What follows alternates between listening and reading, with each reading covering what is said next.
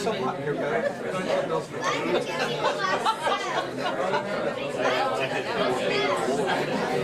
Thanks for the experience. Sounds like I did the greatest job.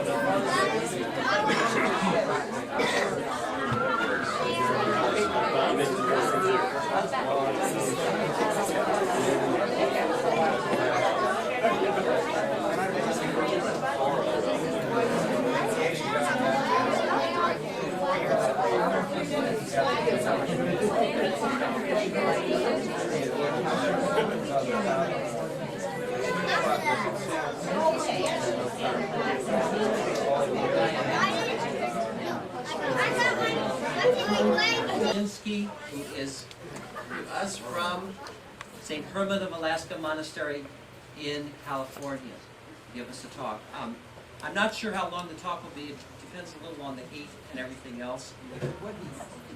Yeah, what heat?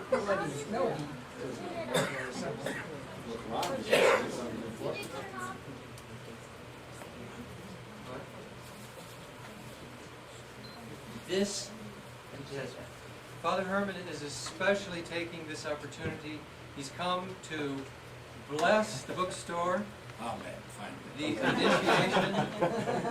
initiation of a very successful mission that is founded after the pattern and the inspiration that Father Herman started in the beginning. There's already 20 of these across the country, so we are the 21st in a line of success. And we're just, you know, we can't be any more thankful that Father Herman is here to kick it off for us here in Atlanta. That's pretty good. You should talk more often. Christ is risen. Indeed, he is risen. I'm very happy to be here again. First time in this place. I think it's very, very promising institution here. And I hope that there will be a total support.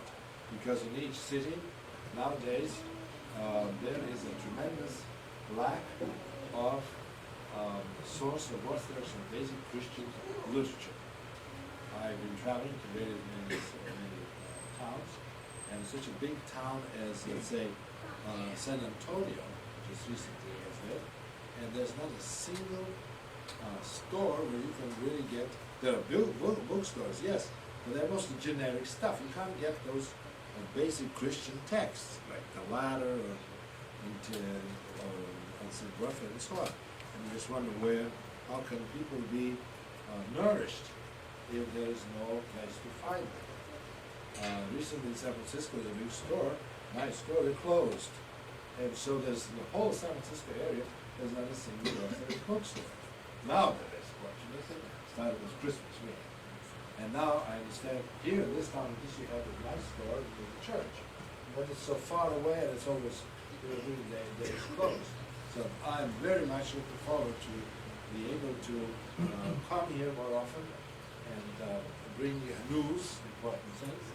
And I hope that all of you will support, not just necessarily buying books, but encouraging the work. We have a system that we have in some places every Tuesday, in Chico every Monday, in San Francisco Friday, San Jose Wednesday.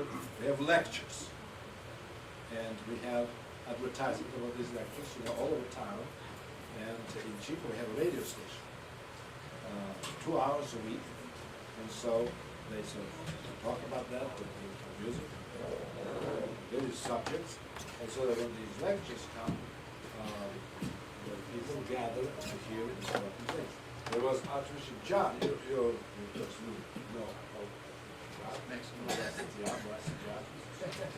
he was in Shanghai. There was an incident that somebody came and asked for a book. What is the name person? They used to have a little store in the beach. And the person said, "No, we don't have it." And the man said, "Where can we get it?" And Archbishop John stood and heard this. And the man said, "I don't know where you're going to get it." He said, "We need it." It was so bad, so what? Lots of people need a lot of things. I need a lot of money or something. And Archbishop John told me,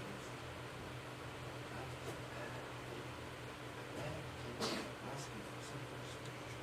You can't go to church and get this. church doesn't supply it.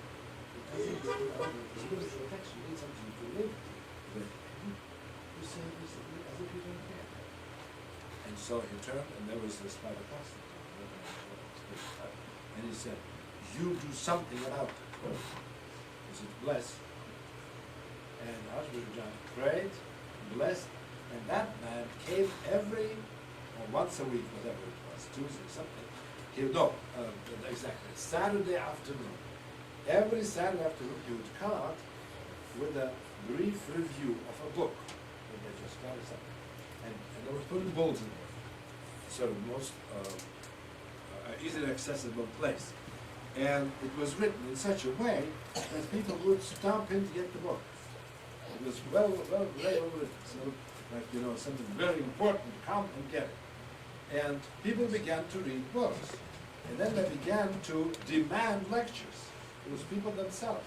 And they had lectures, I don't know what they were, and he would talk on various subjects. For example, there was a case, he himself was a pianist. And in the church hall, they had a piano. And so he said, "I'm going to do a talk on Chopin." Absolutely related to the book, nocturnes, such a thing. And he would play, he'd give this lecture, and he gave that particular lecture with illustrating some pieces here to such an extent that people wept, and there were 5 converts from a lecture on such a remote subject as Chopin. So you can talk on any subject. Computers. How to become holy thanks to computers. See, cooking. Rest. What a wonderful thing. Sanctity by way of cooking. Anything cooking. Because that's why I was hoping that here you have lectures. But not just lectures, but good advertising. This bookstore should also have a radio station. If you can't have a whole radio station, at least an hour a week. It's public, very public, right? Yes.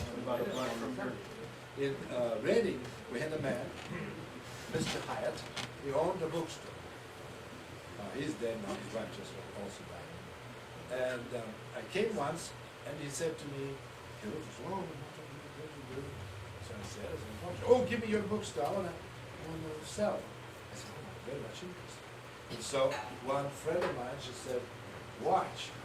She taped it. It turns out to be that every Friday or whatever, during the day, a local camera, from TV, would come into his, it was a 15-minute thing, would come into his bookstore. And it begins with a new book. And then the camera swings, and then he comes out of the office, and he talks about this, walks, and so on. Advertising, actually. But actually was promoting a new book, see? And the one I saw was Death to the World. I mean, no. Soul After Death. So all of a sudden it was filmed. And of course people bought. So this is important, business wise too. So I wish that you would have here a series of lectures. Also could be dramatic readings. You know what I mean? Dramatic readings. You take some kind of book and then read dramatically. You know what I mean? With some kind of inspiration, so people can be inspired. Well, I not necessarily Cinderella, but something more profound.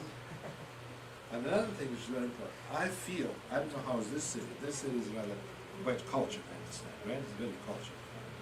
Everybody reads books and so on. But what is very important nowadays is to promote literature, good literature. Because our modern concept today is they promote and publish books that really have very little moral or cultural values. They're sort of about various forms of madness. There's a fashionable thing, but not some classic real thing. For example, very few people read Dickens. It's exceedingly important thing. High school is supposed to read and inspire people.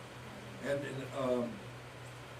when people have not been culturally trained in seeing reality in a refined way, then their life is not going to be refined. They're going to be crude, insensitive life. And then you say, there's an expression, quality of life, some people don't have quality to their life. They're sort of trashy. It's filled with garbage and filled with disorder and confusion, and don't have any value to it. In Russia, old Russia, they used to have special position, sort of instructors how to live. They'll have in school, they would have this. My mother went to a sort of gymnasium, which is a sort of high school and college, junior college type school, and they had a lady there who would be sitting all during the classes. She was sitting, and it was called Krasnaya Dama, a lady that would watch for the behavior of children and the capacity of a child to express himself or her. So that it's a very important thing that there was someone care to воспитывать душу, you know, to, how to say воспитывать, bring up or whatever. Educate, not educate, educate sort of fundamental, but that's to educating the morals, the tastes, nurturing, yeah. So that the person would, besides just getting information, which education is all about, at the same time would be very refined. And nowadays, no one promotes great literature. And you say something, stand out on the street and ask the person, did you ever read David Copperfield? No. That's a very deprived life if you never met Mr. Macaulay or Mr. Dickens or whatever. Same thing with Dostoevsky, a very important writer from modern times. Very few people read. They're not touched with the important Christian problems. That's why in a store like that, I would definitely think that somebody should give lectures on literature. Like I think you should definitely present a lecture on George Eliot. As a wonderful writer, she's a lady, and she wrote very refined things. Her books indicate that there are values, higher values to daily life. You don't get those nowadays from TV and from you see only crudeness and sensitivity, crime, and various deprivation and madness, various forms of madness, psychological disorder. And that's given to our young children. They're exposed to that. Why? Why can't they be exposed to something good, refined, uplifting? And that's where places like that should thrive. That's what I suggest. Here, this baby, good friend, old times, in my Syracuse days. And we both used to be on television. We both used to expose our knowledge and preference in TV, right? And why can't you do the same thing here? George Eliot is important to something. Then another thing, as I mentioned, music. Nowadays, there is a whole series of videos now. I saw some about the nature of modern rock and roll and modern music. And the nature of that is actually bound up with Satanism, directly.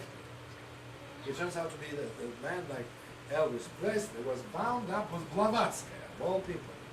Blavatsky is the one who started theosophy.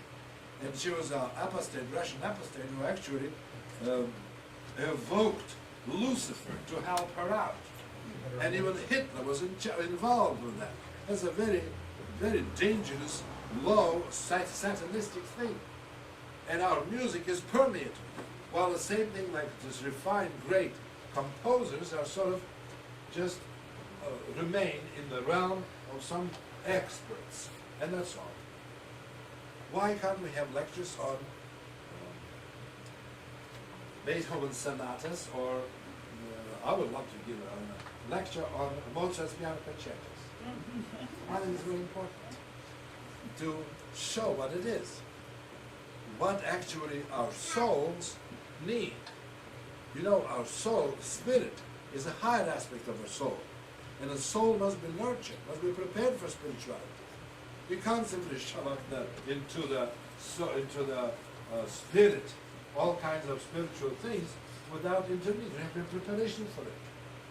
You have to give the whole context of Christianity, and then in it, the main part is spirituality. And if you just immediately give spirituality, it doesn't work. I had a man who was walking like this, and then had Jesus prayer. And sure enough, he was all mixed up. It was neither was he doing Jesus better, nor was he a normal human being, behaving like a civilized man. He didn't. Yet he had this prayer. That's what the Antichrist is going to be about. It's going to be external Christian, even Orthodox. We know that Antichrist is going to be an Orthodox. So externally Orthodox, but inside he will be hollow, because between the body culture and the spiritual culture, there must be a culture of the soul. That's where the culture thinks of our civilization fit in. All those writers and composers and so on. And we must know them. We must have a stepping stone to get to spiritual aspect. And our church can't do that. We can't expect all of a sudden in the middle of liturgy we start talking about Chopin. It doesn't work. See? And besides, people come to church in order to get the essence, the spiritual back. Because we have to prepare ourselves for it. That's why we have the Sunday school and classes and so on. And another thing I would like to wish that you have some kind of a network of doing good work and having an access or sort of addressing young generation kids that, maybe this is a good town, you don't have those punks and nobody walks in the looks like it's a good town. You showed me the best part. Probably it isn't, so maybe it's not applicable here, I don't know. But I come to places where there definitely are, and they are in real trouble. And they are very thirsty for godly things. Kids today are not just some kind of a hoodlums. Oh, they're very much interested in spiritual things, but they can't stand phony things. They want the real thing. And Orthodoxy is the real thing. But you have to present in such a way that they get the real thing, rather than substitute. See? Like the spirituality instead of cleanliness. They say cleanliness makes you work. Now, therefore, I think there must be some street mission. Some of you here of older generation, they know what I'm talking about.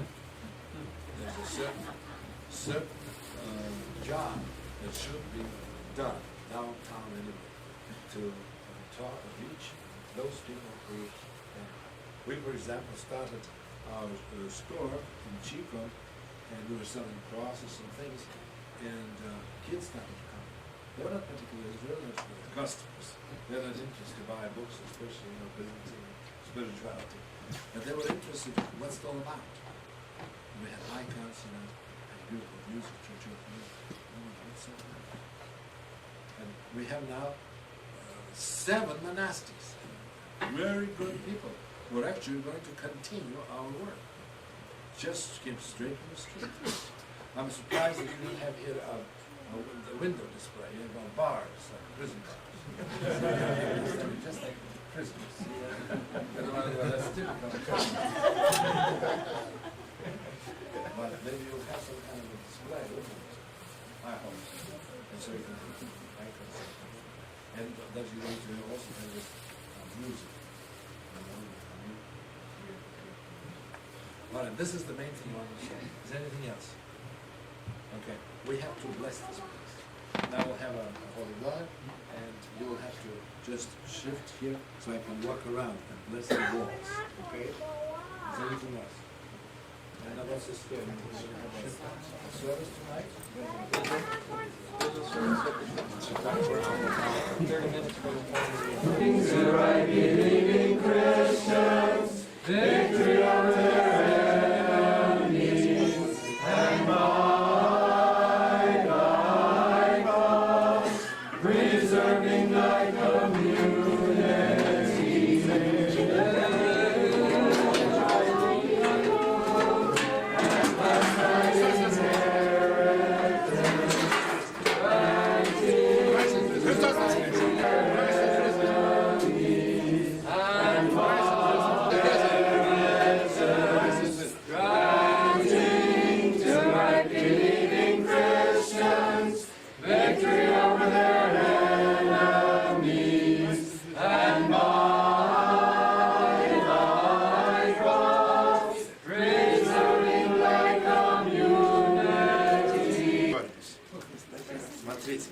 A was jest stary numer?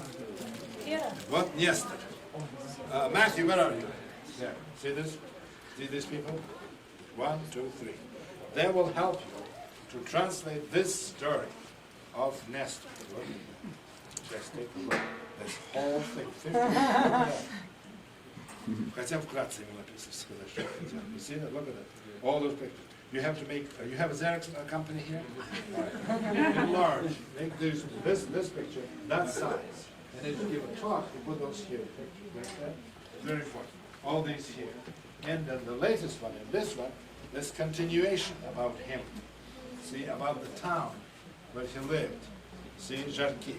See, and there's a picture here on that's the saints were there. A recent visit. Yeah. You will have to do the besides that lectures. You also have to show here movies, but not because commercially you can't do that. You know, because let's say 20th Century Fox or Warner Brothers will sue you. But you can give a lecture, illustrate. See, and one of the lectures is supposed to show here Shakespeare's Othello, but in Verdi's rendition as an opera. Because Shakespeare was not a very Christian man. He was a man of his time. But Verdi, the Italian composer, wrote an opera, was a deep Christian person. And he created this opera on Christian principles. And Zeffirelli, who made that movie, he was even more a Christian. And so it's a combination of those three geniuses, Shakespeare, Verdi, and Zeffirelli. And the fourth genius is going to give a lecture. Right? There, this is the representative of the right?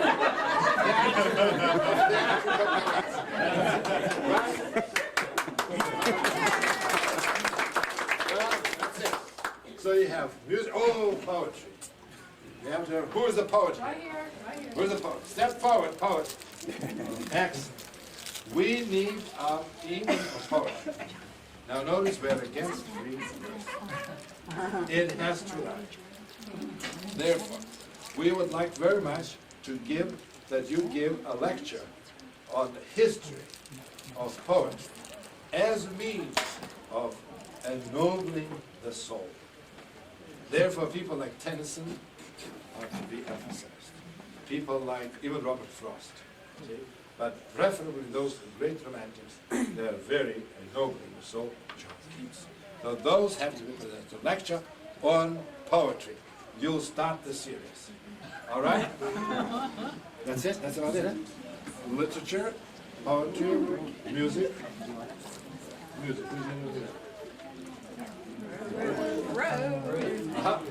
We need lives of composers. Okay. Yeah. Now, they're all that sort of stretch. But the soft, great, one of the greatest was Verdi. We have to start with Verdi. Because Verdi saved some people from abyss of death. It was Joe Green that did it. You know, Giuseppe Verdi. So we'd like very much a lecture on begin with Verdi, and then follow. We also have lives. There is a very good Hollywood movie called Song of Love with Katharine Hepburn. It's the life of Robert Schumann. It's a beautiful movie, and it really lifts up the spirit. So therefore, you're invited. Who's the one who's showing movies here? Who's in charge of movies? I am. You're at the same time. Excellent, excellent. So you are responsible. Yes, I need Matthew. Where are you? Matthew. Oh, there you are. I thought you're Matthew. Who are you? What's your name? Sky. Mike. Sky. What a nice name. Like heaven. What a nice. You're in charge of this schedule, and I need the list of all these lectures from now until December 31st. I want it in my hand right there. That's an obedience. What do you think I came here? I travel hard, I'm barely alive, dying man, and I come sacrificing my life for what? For nothing. I want that list, do you hear? And if you want to give me a list, I'm going to give him trouble. Right. Amen. Amen. Christ is risen. Indeed he is risen.